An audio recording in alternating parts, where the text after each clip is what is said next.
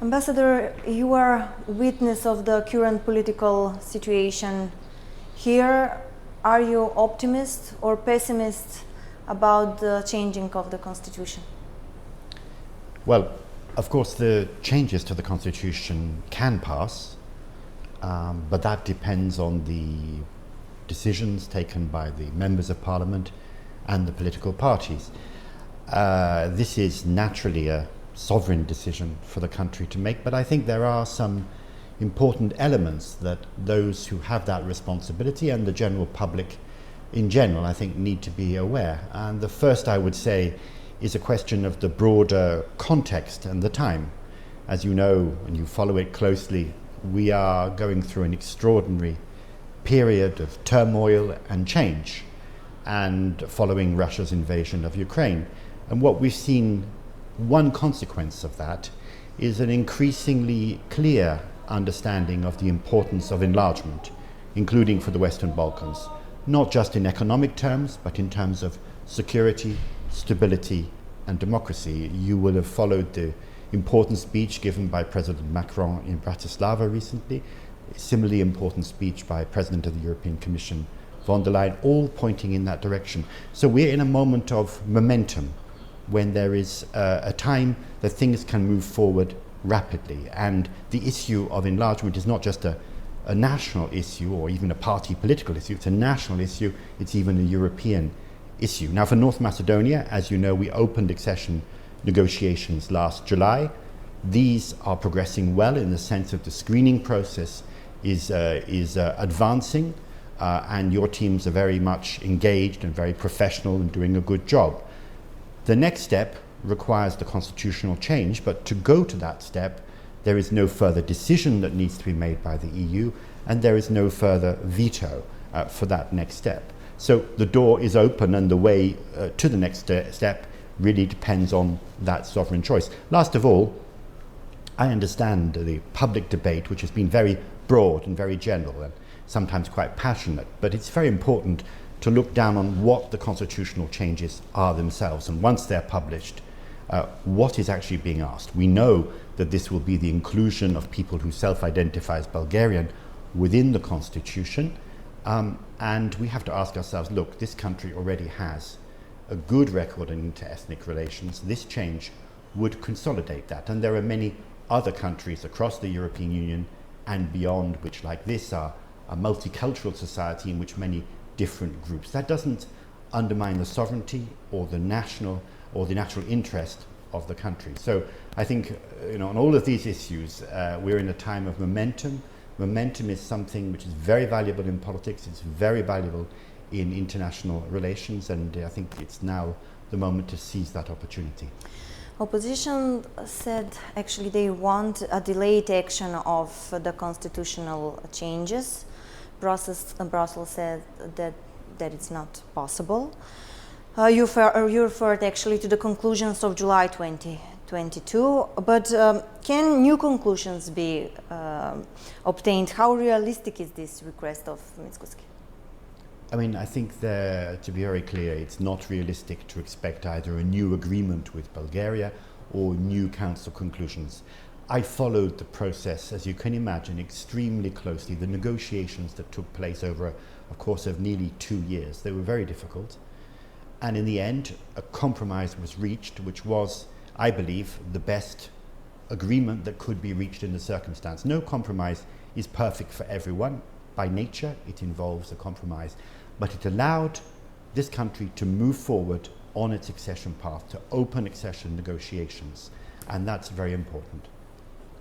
The political gap can grow into a major political crisis. What are the risks if constitution won't be changed in the next period, or are postponed? Yeah, I think, or are postponed, and that's also an important point. I think, first of all, as I said, there are a range of opportunities that exist now thanks to this momentum, thanks to this renewed and increased seriousness about enlargement, which means that this country would be on the train and moving forward decisively on its European path together with others. The risk there is if this is postponed till after elections, that opportunity fades, and that the country is not able to move forward with the same speed and the same determination as others might be able to do. And of course, also, I'm concerned, to be very honest with you, at the risks of this issue becoming increasingly polarized, especially in the context of an election, when in fact this is a question which I think needs calm heads and a very clear vision of the bigger picture of the national interest, and indeed of the European interest in seeing this country join the European Union, because we want you in the European Union, because we believe that we and you are safer, more prosperous and more secure with the country in. The opposition says that early elections will save the country from defeat. What do you think about this? Well, I'm not going to comment on the different positions of the political parties. Do you agree with them? Well, I'm not going to comment on the political positions of the different parties about elections. But you know, there is something which underlines this, which I think is important. What we've seen in the last 2 years, and we see at the moment in particular, is this very strong political polarization. And if you want to see the country moving forward to the European Union, and we've seen this in many other countries that have successfully completed that path, the parties need to come together on a platform of implementing EU reforms. Doesn't mean they have to go into a coalition together, that's a matter for them. They can always have their differences, that is normal and even healthy. But there needs to be agreement on these fundamental reforms and on the objective of getting to the European Union. Almost all the parties are agreed on that objective, but we don't see that translating in practice into them coming together on a common platform and making sure the necessary reforms really speed forward. At this rate now, can we become a member state till 2030, the goal of the country? It's a good question, and maybe starting with the second part, is 2030 possible? And that's indeed the question that's being asked here at this Prespa Dialogue Forum. That answer was given not by me, but by nobody less than the President of the European Council, Charles Michel, who said it's not mission impossible, on the contrary, it's mission possible. So it can be done. But you're right with the first part of your question, at this pace. Yes. In order for that to be achieved, there needs to be a remarkable speeding up of reform efforts. There needs to be that kind of consensus across the political divide that this is the national project to reach that goal, and that is the focus of everyone. Apart from the constitutional changes there now at the moment, the messages for the country in the last period are that the business and political elites and the corruption is reign in the country. Does business prevail before Macedonian judiciary? I think the issue of corruption and the problems in the rule of law are well known. They have existed for a long time, and any citizen that you talk to has had experience in one way or another of problems that have arisen from corruption. So there is corruption, it's very, very prevalent.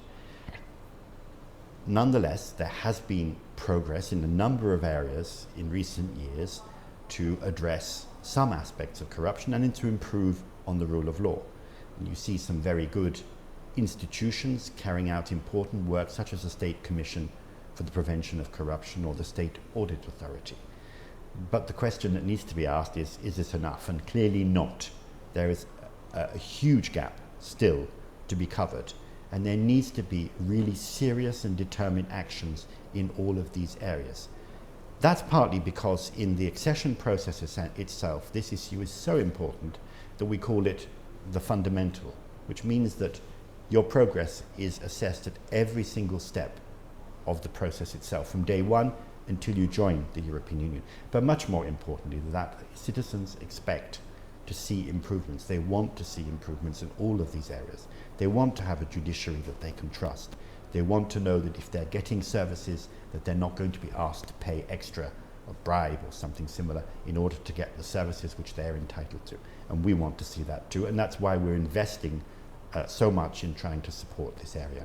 What about the Judicial Council, especially when the two judges actually have resigned? I mean, first of all, what does the Judicial Council do? It's a body, a bit like its sister, the Council for Prosecutors. Its job is to make sure to protect the independence, the professionalism and the integrity of the judiciary. That's why it's important, and that's why everyone is focusing what has been going on there recently. And it's extremely disappointing what we've seen. And as a result, the public clearly considers that this body has no credibility at all. So, given the crucial role played by this body, there needs to be decisive action to try and improve the situation, focusing on strengthening the independence of the body, dealing with responsibility, so that pressure from outside is dealt with directly, and also making sure that it acts at the highest levels of integrity. So it needs a huge amount. We need to see huge improvements in this area, which will translate into the judiciary more widely. And let's be clear, sometimes you hear people talking about the judiciary as if the whole thing is absolutely corrupt.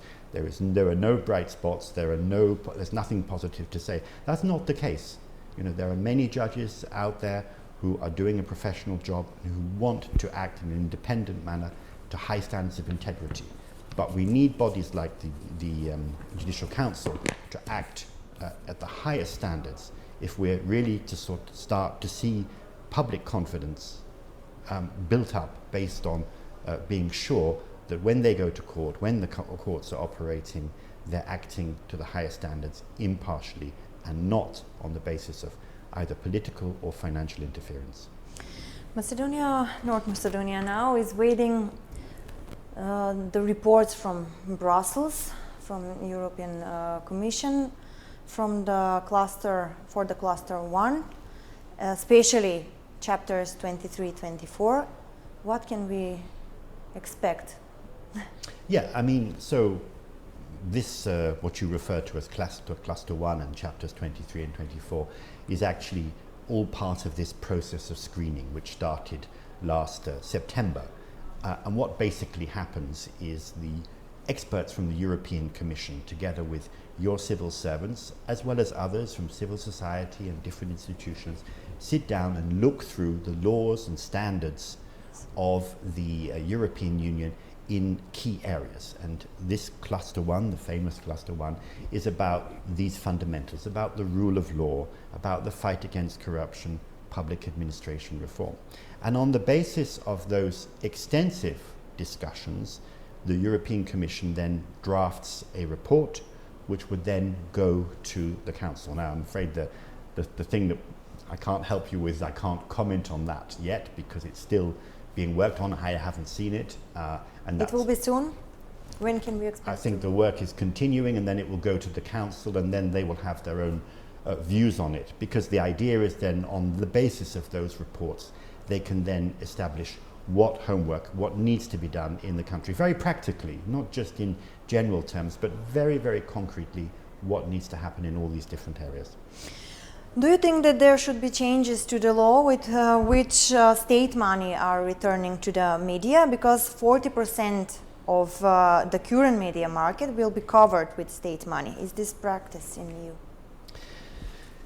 Change to the media is a really delicate issue and needs to be approached with a lot of caution and care. The media has an absolutely vital role to play in a democratic society, and it's being challenged from all sorts of directions. And as we look forward, particularly with things like artificial intelligence, we know the challenges are only going to increase. At the same time, we have, of course, technological developments which create great opportunities. So when we're looking at reform in the media sector here in this country, we need to be thinking about, first of all, how can we make sure that the media sector is able to benefit from the opportunities that exist?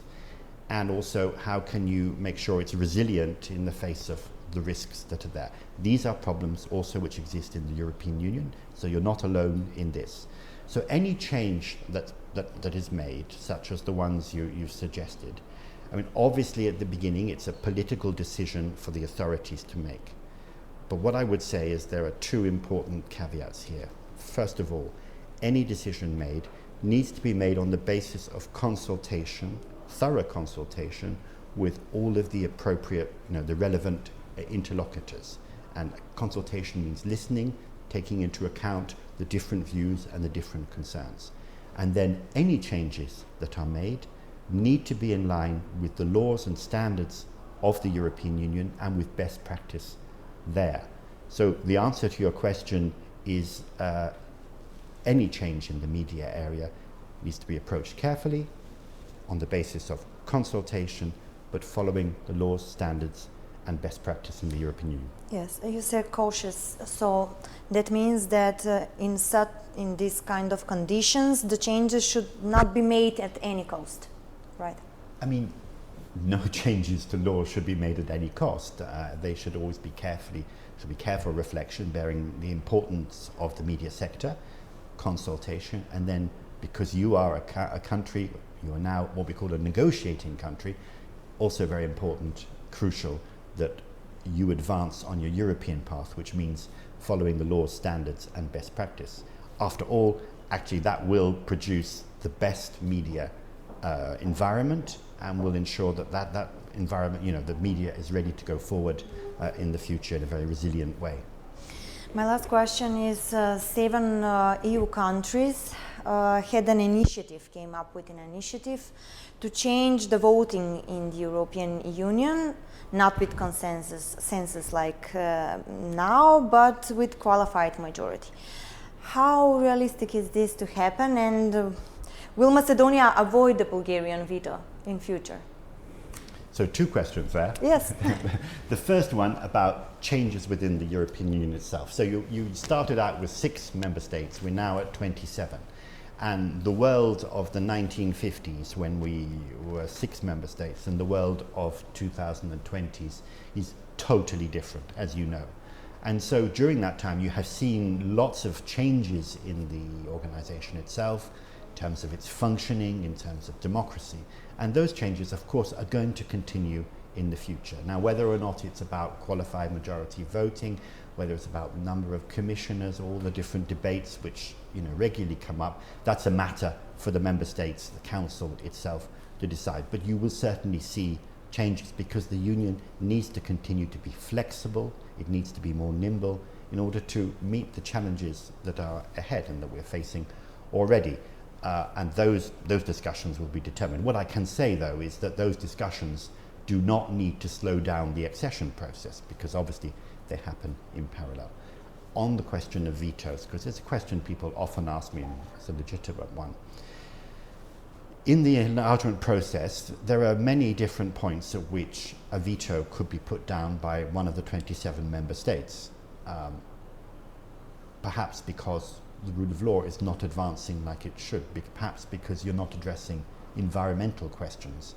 So it can be on many different reforms. But the important thing here, and this is where we in the European Union have a responsibility, is to make sure that as you move forward, any veto is exercised related to the reforms that you are supposed to put in place and not other extraneous, sometimes bilateral issues as well. And that I think, from the experience that we've seen in other countries that have moved forward in this way, is that those kind of concerns, bilateral concerns, tend to fade away as the country moves forward on its in its reform path.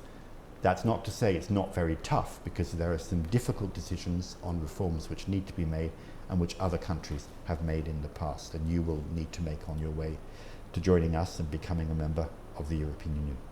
Ambassador, thank you for your time. Thank you very much.